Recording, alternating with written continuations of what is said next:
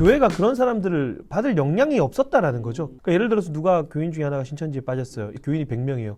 100명이 한 명을 커버를 못했다라는 거죠. 물론 그들의 어떤 간교함과 교묘한 행동으로 인해서 피해를 봤던 교회들이 많기 때문에 저도 어쨌든 교회 사역을 계속 했던 사람의 입장에서 신천지 신도를 가족으로 둔 사람 의심도 되고 불안도 해요. 근데 의심되고 불안된다고 해서 그 사람을 교회에서 내친다? 그렇게 되면 그런 사람들은 신앙을 잃어버리기까지 될 수 있거든요. 당장에 우리 교회에 신천지 탈퇴자가 2명이 왔는데 과연 우리는 그들을 받아줄 수 있는 어떤 그런 역량들이 준비되어 있는가라는 지점들, 그만큼 우리가 허약하기 때문에 이런 것도 고민이 나오는 거죠. 모든 분야가 다 그런 것 같아요. 잘 모르면 무섭든지 우습든지. 첫째는 목사님들이 신천지를 좀 아실 필요가 있어요. 이단을 모르고 목회한다는 것은 어불성설이에요. 그래서 이단에 대한 관심은 선택의 문제가 아니다. 심지어 극단적으로 자녀가 이래 빠진 목회자분이 오셔가지고는 우리 아들이 미쳤어요. 이런 표현을 하더라고요. 그건 세상 사람들이 그런 얘기는 많이 하거든요. 세상 사람들이 미쳤어요. 그러면 막 손찌검도 하고 애비 말 들을래, 이만희 말 들을래 이런다고요. 그러면 그분들은 아빠 말 들을게 이럴 줄 아는데 가출해버리거든요. 그러면 거기서 놀라. 그러니까 영적인 것은 영적인 것으로 바라봐야죠.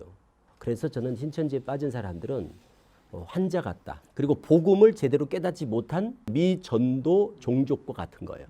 그렇게 바라보니까 적대자가 아닌 거예요. 잃어버린 양이라니까요. 그리고 돌아오면 똑같은 하나님의 자녀일 수 있어요. 그래서 사실은 신 목사님 같은 분들이 소중한 거예요. 신천지 교리를 직접적으로 빠진 사람들은 목회자들이 상담하기가 쉽지 않아요. 불가능해요. 이단들을 연구할 때 제일 힘든 부분들이 이단들이 가지고 있는 독특한 교리들이거든요. 그걸 깨트려 줘야 되는 건데 신학교에서 들을 수 없었던 그런 용어와 그런 교리 체계를 가지고 있는 사람들을 이 정통 교리만 가지고 부딪힌다고 해서 절대로 안 깨지고 교리적인 부분들을 깨트릴 수 있는 사람들이 반드시 필요하거든요. 그에 비해서 교리적으로 상담할 수 있는 사람들의 숫자가 현저하게 떨어진다. 그러니까 그런 지점들을 생각했을 때 일 터지고 사람 찾기보다 더 많은 사람들이 상담사들이 세워져야 되잖아요. 세워나가는 거에 대한 어떤 인적인 지원, 물적인 지원 이런 것들이 좀 상담소를 향해서 반드시 좀 있어야 된다라고 좀 말씀드리고 싶어요. 안타까운 일들이 참 많아요. 탈퇴를 했어. 교회를 갔는데 그리고 이분은 좀 속이고 오는 것 같아서 말 안 해도 되는데도 신천지에 사실은 갔다 왔습니다. 이렇게 얘기를 했어요. 그랬더니 표정이 달라지면서 안 나왔으면 좋겠다. 이제 이런 의사를 표현하는 그때 받는 상처 알겠습니다. 이렇게 받아주는데 뭔지 왕따시키는 그런 따가운 시선.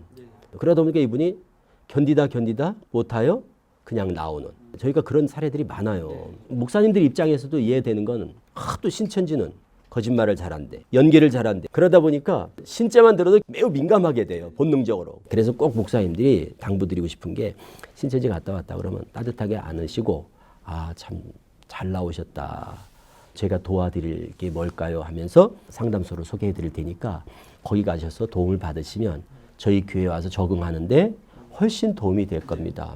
그게 꼭 필요하거든요. 복음의 어떤 애정도 가지지 못하고 그냥 안 나왔으면 좋겠다 하고 우리 교회는 신천지는 발도 못 붙인다 하고 그거는 도리가 아니죠. 좀 품어줄 수 있는 마음의 여유가 있어야 된다고 생각해요. 그러니까 만민이나 성락이나 이런 문제 터졌을 때 주변의 교회에 많이 왔대요. 교회들이 당황하는 거예요. 이 사람도 어떻게 받아야 되는가? 이 사람도 어떻게 해야 되는가? 오긴 오는데 그렇다고 오지 말라 그럴 수도 없고 마냥 받고 있기만 힘들고. 근데 이제 더 큰 문제가 이제 벌어진다는 거죠. 성도들이 대거 이탈자들이 생긴다는 건 그때 상황은 추수꾼이니 이런 걸로 들어오는 게 아니니까 무조건 품어야 되는 상황인 거예요.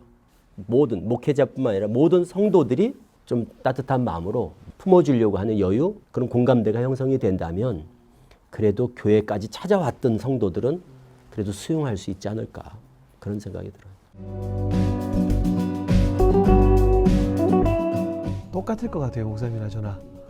영혼이죠. 영혼이 돌아왔을 때. 저희 같은 경우야 언론사의 성격이 강하니까 저희 글을 보고 거기에 이제 예방을 할 수 있었다거나 자기가 최근에 접촉하고 있었던 사람이 강의 내용 중에 들었던 내용과 똑같아서 신천지라는 걸 알게 되고 돌아오게 됐다. 모든 건 저는 영혼으로 귀결이 된다고 봐요. 그러면 그 영혼이 예방하고 건강하게 회복하고 저는 그게 이 사역을 하는 가장 본질적인 이유가 아닌가? 신천지에 있을 때나 여기 있을 때나 저는 똑같은 것 같아요. 열매. 신천지가 열매 그러잖아요. 주님의 품에 안기는 그런 귀한 영혼들이지만 다른 면에서는 가족들의 품에 안기는 가정이 회복되는 또 영적인 가정, 육적인 가정이 다 회복되는 거예요. 그때는 정말 보람, 감동, 뭐 기쁨, 뭐 말할 수 없죠. 완전 축제죠. 그래서 탕자의 그 비유에 나오는 그런 똑같습니다. 남들이 누리지 못하는 점 저한테는 큰 기쁨이고 감동이고 행복이죠.